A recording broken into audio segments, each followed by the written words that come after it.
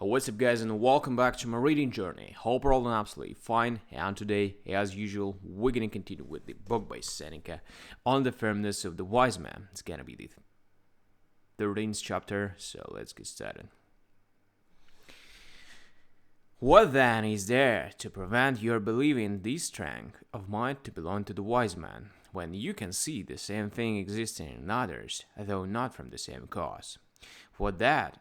For what physician is angry with a crazy patient who takes to heart the curses of a fever-stricken one who is denied cold water?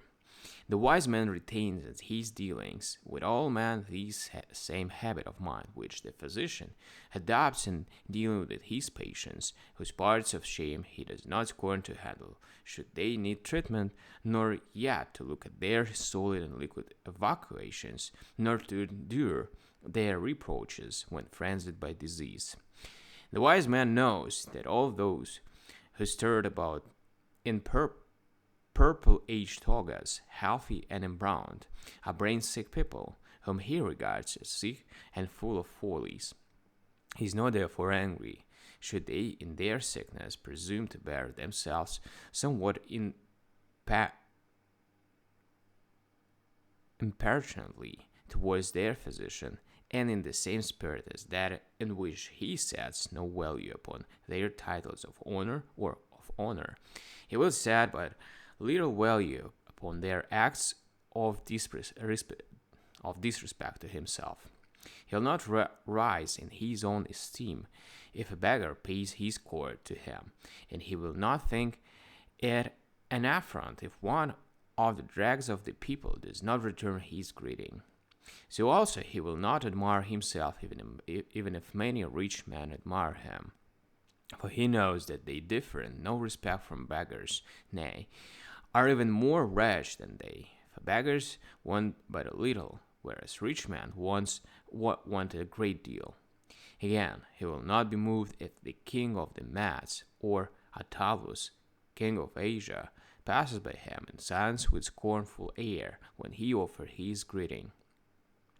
For he knows that such a man's position has nothing to render it more enviable than that of the man whose duty it is in some great household to keep the sick and mad servants in order.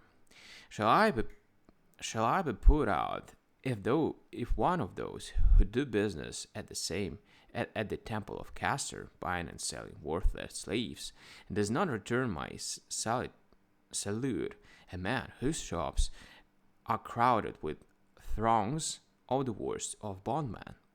I trow not. For what good man can there be in a man who owns none but bad men? As the wise man is indifferent to the courtesy or incivility of such a man, so is he to that of a king. You own, says he, the Parthians and Bactrians, but they are men whom you keep in order by fear. They are people whose possession forbids you to unstrain the bow. They are fierce enemies on sale and eagerly looking out for a new master. He will not, then, be moved by an insult from any man, for though all men differ one from another, yet the wise man regards them all as alike on account of their equal folly. For should he once lower himself to the point of being affected by either injury or insult, he could never feel safe afterwards, and safety is the special advantage of the wise man, and he will not be guilty of showing respect to the man who has done him an injury by admitting that he has received one, because it necessarily follows that he who is disquieted at any one's scorn would value that person's admiration. Right, guys, we're done with this next chapter. We're gonna continue tomorrow on the next one as usual. So thank you for joining in this video. Gonna see you tomorrow. Bye.